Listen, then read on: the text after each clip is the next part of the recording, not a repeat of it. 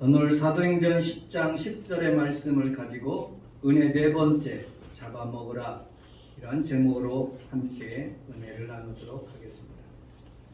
오늘 본문에 있는 말씀은 베드로의 환상이라는 그런 환상의 장면입니다. 세 번이나 반복해서 우리 주님께서 잡아먹으라 이렇게 말씀하셨습니다. 베드로는 이 부정한 것들을 내가 잡아먹을 수 없습니다 하고 두 번 부인하다가 세 번째는 그렇게 실행하는 모습을 보게 됩니다.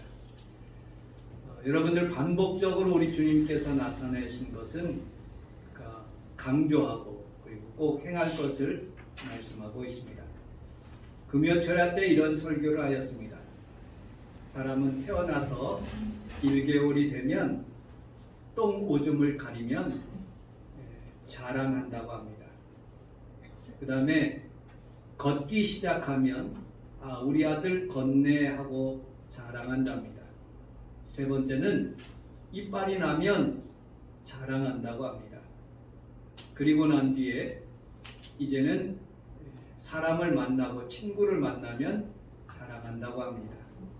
근데 이게 뒤집어서 우리가 죽을 때 되면 여러분들 점점 70, 80이 되면 친구가 없어집니다. 멀리 친구들이 먼저 천국으로 가고 우리 주위를 떠나는 모습을 보게 됩니다. 저희 어머님도 그 친구들이 하나도 남지 않았다고 그렇게 고백하는 모습을 봤습니다. 그리고 난 뒤에 사람들은 잘 걷지 못해서 쥐팡이를 짚고 그리고 휠체어를 타고 다니는 모습을 보게 됩니다.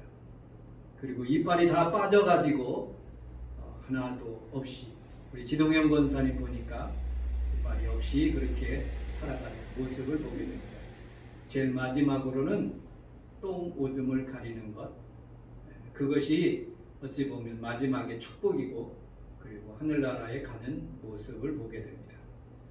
여러분, 우리는 살아가면서 이와 같이 반복적인 그런 하나님의 루틴을 우리가 추구하면서 그렇게 살아가는 모습을 보게 됩니다. 베드로는 오늘 모형과 실제에 대해서 잘 말씀하고 있습니다. 모형과 실제는 로마서 10장, 고린도전서 10장 2절에 모세에 속하여 다 구름과 바다에서 세례를 받고, 고린도전서는 신약입니다. 모세가 홍해에서 물속에 들어간 것을 세례라고 표현하고 있습니다. 다 신령한 음식을 먹으며 메추라기와 만나를 의미하고 있습니다. 다 같은 신령한 음료를 마셨으니 이는 다 신령한 반석으로부터 마시는 곧 반석 곧 그리스도라고 말씀하고 있습니다.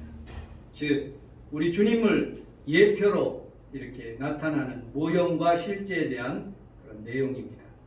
오늘 본문에 있는 내용은 보자기에 있는 부정적인 그런 것들, 이방인들을 의미하고 있어요. 거스르지 말고 고넬료를 만나라 하는 그런 영적인 말씀인 것이죠. 그리고 그 부정적인 것을, 내가 부정적인 것을 먹지 않겠습니다 할 때 먹으라.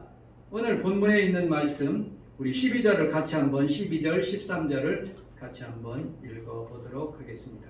시작. 그 안에 땅에 있는 각종 매발기는 짐승과 이는 것과 공중에 나는 것들이 있다. 또 소리가 있으되 베드로야 일어나 잡아먹으라. 아멘.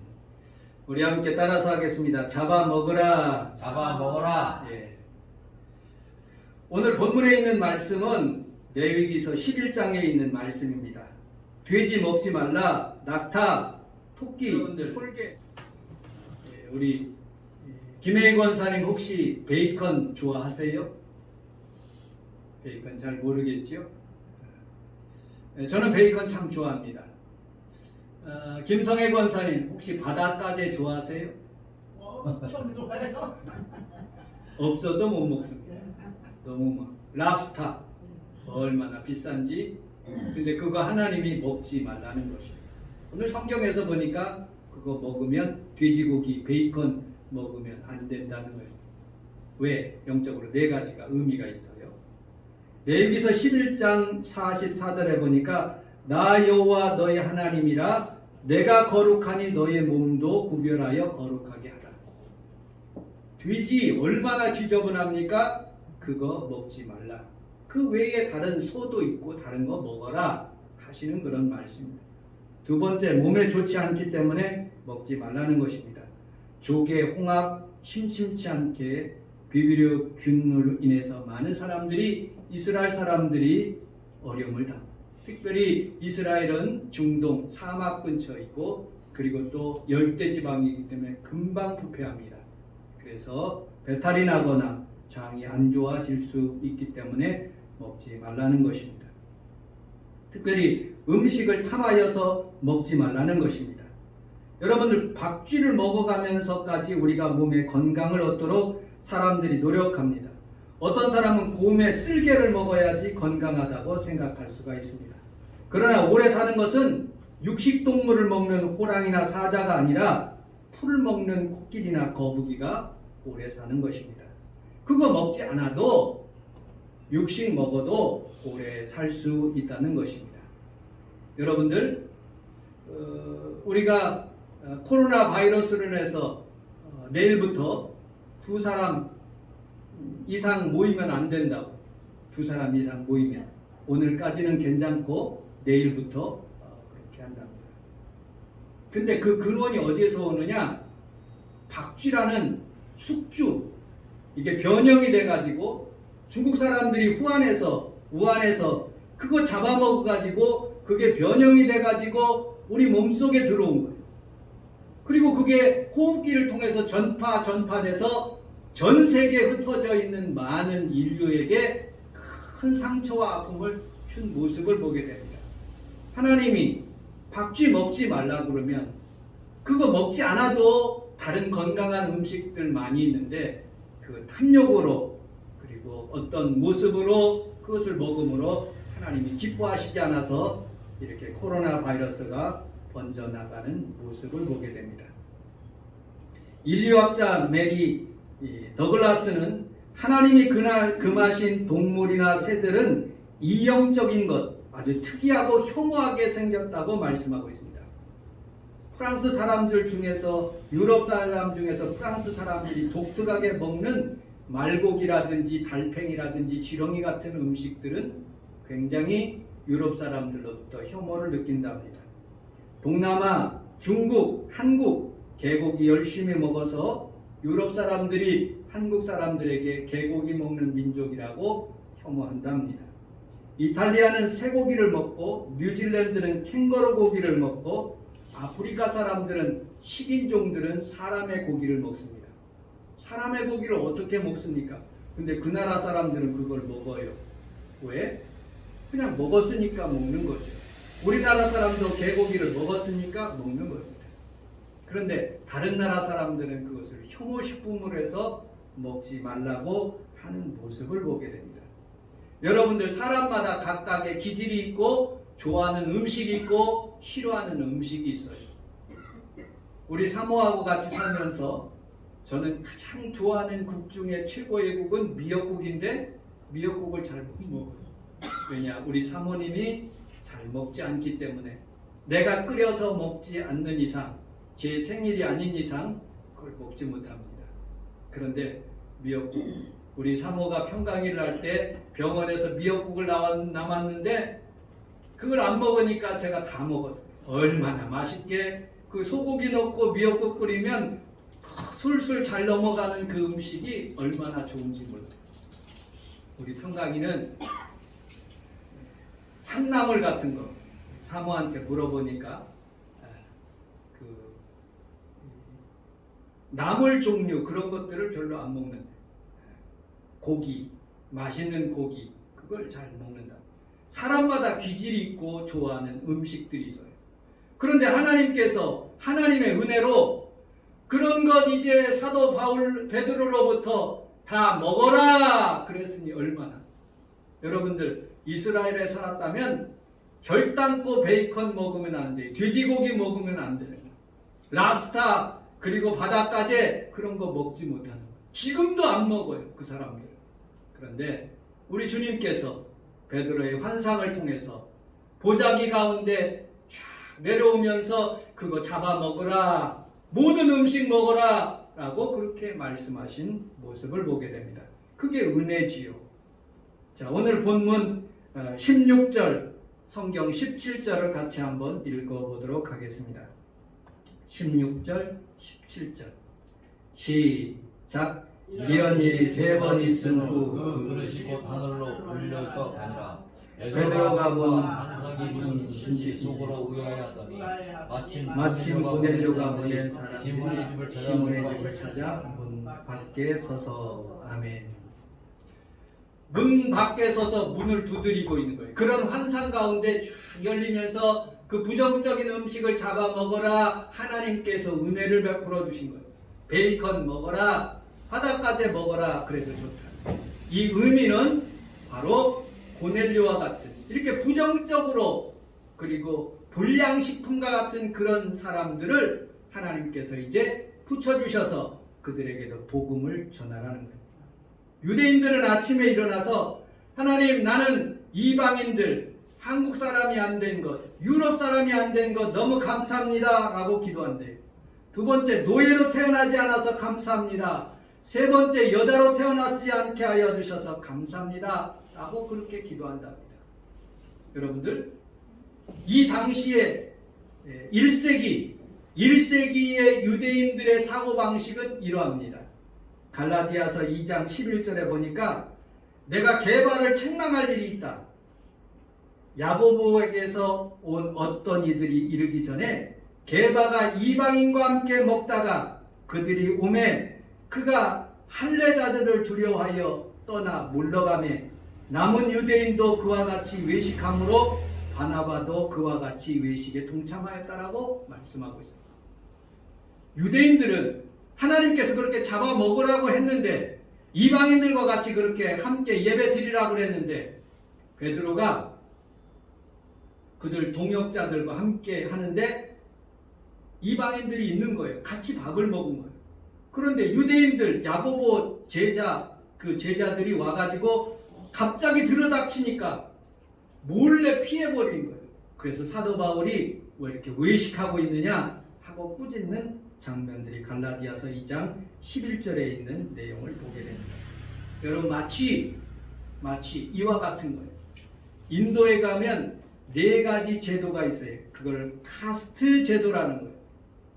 그 신분이 변하지 않는 거예요. 우리나라 사람들도 예전에는 양반 쌍놈이 있었던 것처럼 양반만 모이는 교회가 연동교회가 있고 쌍놈이 모이는 그런 교회가 있어요.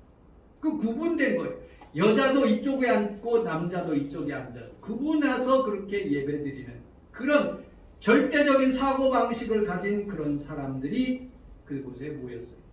그래서 베드로도 그 당시에 베드로도 그와 같은 사고방식을 가지고 목회를 하고 신앙생활을 하다가 사도 바울로부터 책망을 받는 모습을 성경에서 우리가 잘 알 수가 있습니다. 그런데 3번씩이나 우리 주님께서 그에게 나타나셔서 이제 그것을 해결해 주시는 모습을 보게 됩니다. 여러분들, 유대 사람들은 바리새인과 서기관들은 조목조목 그것을 규율을 정해서 그들은 살아갑니다. 이방인의 집에 들어가지 말라, 죄인들과 함께 먹지 말라, 안식일에 일하지 말고 꼭 예배드려라, 식사 전에는 7번 손을 씻으라. 그런데 예수님은 조목조목 그것을 우리 주님의 이름으로 그것을 물리치는 모습을 보게 됩니다. 그리고 규율을 어겨가면서 표적과 이사가 나타나니까 많은 사람들이 예수님을 따라가는 거예요. 예수님이 이방인의 집에 들어가는 거예요. 부정한 여인의 그 모습을 가까이 하시면서 그를 치료하시는 모습을 보게 됩니다. 안식일에 벼를 싹싹 비벼가면서 그것을 먹는 모습을 보면서 유대인들이 이상하게 생각하는 거예요. 여러분들, 유대인들은 철저하게 모세의 법대로 살아가는데 예수님은 그것을 파괴하시는 거예요. 그들이 밥그릇이 위험한 거죠. 그래서 예수님을 잡아 죽이는 일까지 하는 모습을 보게 됐습니다. 우리는 살아가면서 이와 같이 지금도 여러분들 예수 믿는다는 것, 우리 한국교회에서 예수 믿는다는 것 정말로 하나님의 은혜가 아니고는 이곳까지 전파될 수가 없었습니다. 오늘 예배드리는 귀한 성도들에게 하나님의 은혜가 한량없이 임하시기를 주님의 이름으로 축복합니다. 아멘. 세 번째, 우리에게 주시는 은혜가 있어요. 우리 14절, 15절, 16절 같이 한번 읽어보도록 하겠습니다.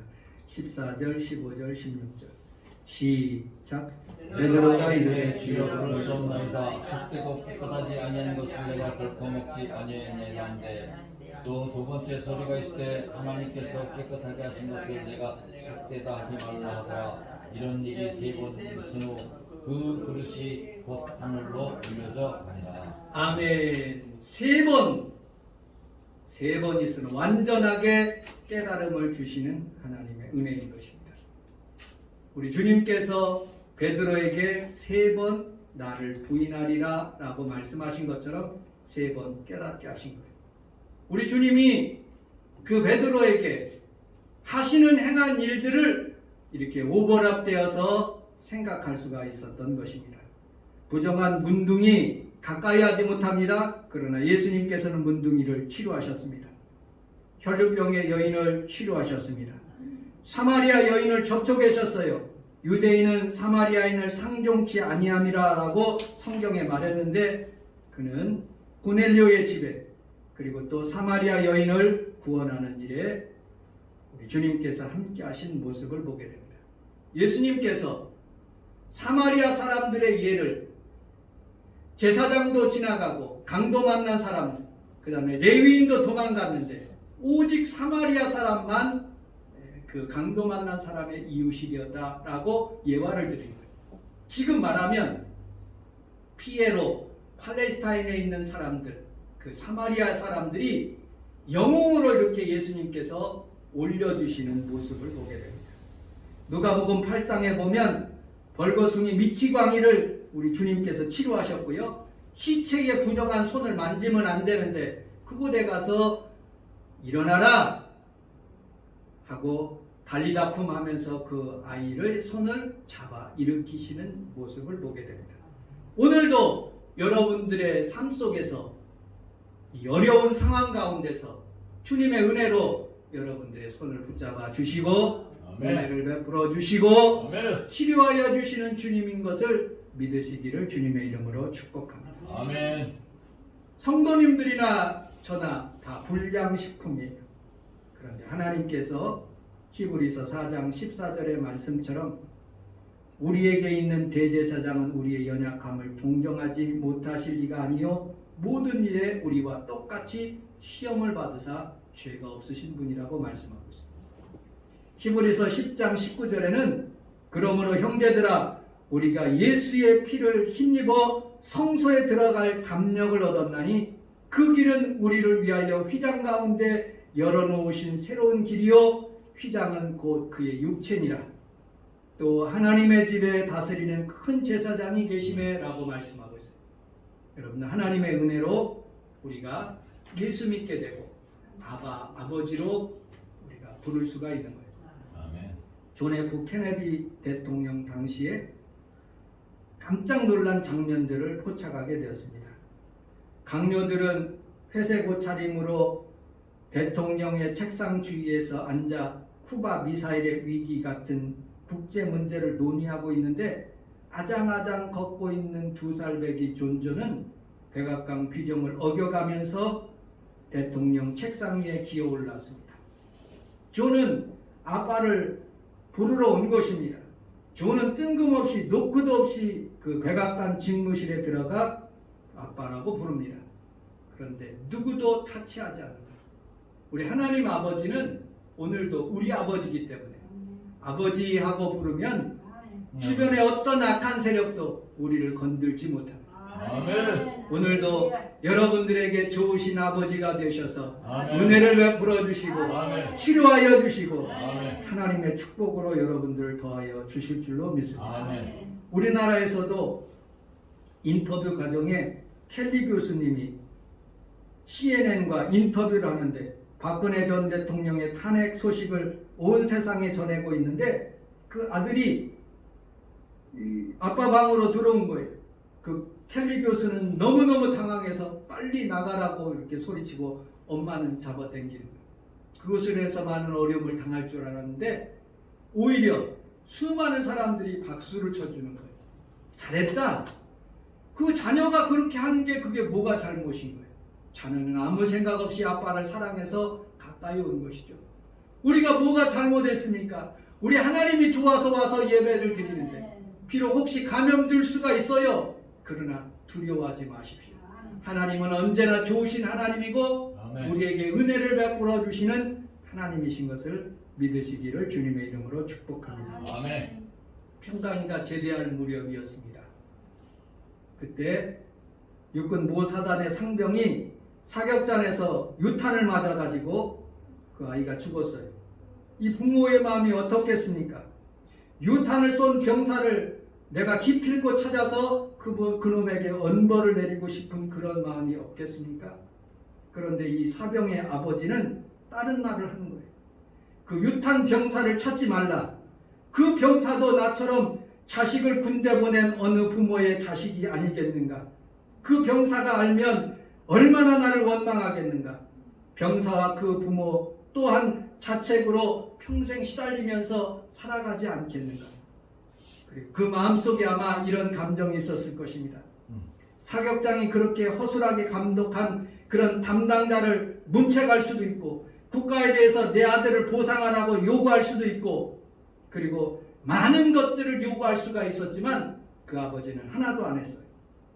이 아버지는 소인배처럼 행동하지 않았어요. 죽은 자식은 이미 죽은 놈이지만 산 사람을 괴롭혀서는 안 된다고 그렇게 은혜를 베풀어 주신 거예요. 여러분 그것이 배려하는 마음이고 존경받는 마음이에요. 그게 아버지의 마음이에요. 여러분들 그 모습을 보고 국가는 아무것도 안 했지만 LG에 있는 구본무 회장은 감동을 받아서 그 아버지에게 1억을 기증했어요. 구본무 회장에게 1억은 큰 돈이 아니지만 마음이 없으면 1원 한 푼 안 갑니다. 사랑하니까 정말로 그 마음이 아름다우니까 은혜를 베푸는 그 마음이 귀하니까 1억을 줄 수 있고 그 다음에 많은 사람들이 그 부모에게 존경과 그리고 많은 후원을 한 모습을 보게 됩니다. 그렇습니다. 우리 하나님도 오늘 여러분들에게 은혜 주시기 위해서 성원순복음께 오게 하시고 아멘. 은혜 주시기 위해서 하나님께서 베이컨도 먹게 하시고 랍스타도 먹게 하시고 아멘. 축복의 하나님께서 이방인에게도 복음이 이렇게 증거하게 하신 거예요. 나는 이번 설교를 준비하면서 많은 감사의 눈물을 흘렸어요. 왜냐하면 대한민국은 4월달, 5월달 되면 비가 내리지 않아서 늘 기도한 적이 있었어요. 하나님 비 좀 내려주세요. 7월달, 8월달 되면 홍수가 너무 나와서 우리 권사님처럼 하나님 농부들 하나님 아버지여 많은 장마로 인해서 고생하는 사람들 은혜 베풀어 주세요. 그때 하나님은 시편 65편 10절에 주께서 밭고랑의 물을 넉넉히 하게 하시고 평평하게 하사 단비로 부드럽게 하신다고 말씀합니다. 시편 107편 9절에 그가 사모하는 영혼에게 만족을 주사 줄인 영혼에게 모든 은혜와 은택으로 채워주신다고 말씀합니다. 과학이 아무리 발전해도 4월달 5월달 비 내리게 할 수 없어요. 과학이 아무리 발전해도 그 많은 구름 다 받아낼 수가 없는 거예요. 여러분들 하나님이 베풀어 주신 은혜, 우리 대한민국에 베풀어 주신 은혜, 그것이 말라붙어 있던 이 가장 척박한 땅에 교회들이 세워지고 지금도 십자가 아래서 하나님 앞에서 예배드리는 동네 곳곳마다 교회가 형성될 수 있도록 이건 하나님의 은혜인 거예요. 아멘. 그 은혜로 대한민국이 이번에 웅쿠트 UNCTAD 웅쿠트라는 그런 곳에서 1964년 설립 이래 개도국이 개발도상국이 선진국으로 지위가 변경된 것은 오직 대한민국 한 군데입니다. 여러분들 스위스 제네바에서 제68차 무역개발 이사회 마지막 날 컨소시엄에서 이 안건이 통과돼요.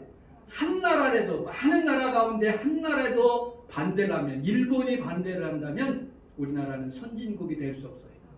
그런데 어느 나라 반대함이 없이 만장일치로 우리나라가 선진국 B그룹으로 옮겨진다. 싱가포르도 B그룹으로 옮기지 못했어요. 오직 개도국에 있는 나라 중에서 이쪽 B그룹으로 옮긴 나라는 대한민국이 최초예요. 그게 은혜 아닙니까? 우리가 뭘 잘했다고 그냥 하나님이 부어주신 거예요. 그런데 여러분들 많은 사람들은 자칫 많은 사람들은 정치로 어떤 사람들은 경제로 그것이 가능했다고 얘기하지만 나는 여러분들은 하나님의 부어주신 은혜라고 나는 생각할 수가 있습니다. 아멘. 우리 성원 순복음교회도 이런 은혜가 우리 교회에 임하게 될 줄로 믿습니다. 아멘. 생각해보면 우리 교회를 사랑하는 사람들에게 특별히 이렇게 설교를 준비하면서 생각해보니까 우리 교회를 사랑했던 사람들이 갈 데가 없어서 제 동생 2명이 둘째 동생이 이 교회에서 헌신하다가 천안에 내려가서 사업을 시작했는데 잘 되는 모습, 그리고 보람의 동생이 이 지하실 여기에서 살다가 하나님 은혜 가운데 지금은 잘 돼서 하나님 은혜 가운데 잘 살고 있는 모습을 보게 됩니다. 우리 교회 비록 작은 교회라 할지라도 하나님의 은혜가 있어요. 아멘. 특별히 우리 교회 함께 살고 있는 보경이가 잘 되게 될 줄로 믿습니다.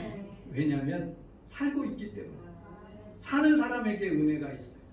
여러분들 교회를 특별히 잘 섬기는 사람에게 하나님의 은혜가 있는 거예요. 아멘. 오늘 이 귀한 하나님 앞에 예배드리는 귀한 성도들에게 베이컨의 은혜가 있듯이 여러분 랍스타의 은혜가 있듯이 받아 먹으라는 거예요. 여러분들 은혜를 받아 먹으면 대한민국이 부강해진 것처럼 아멘. 여러분들의 삶도 부강해지고 아멘. 놀라운 하나님의 축복이 임하게 될 줄로 믿습니다. 아멘.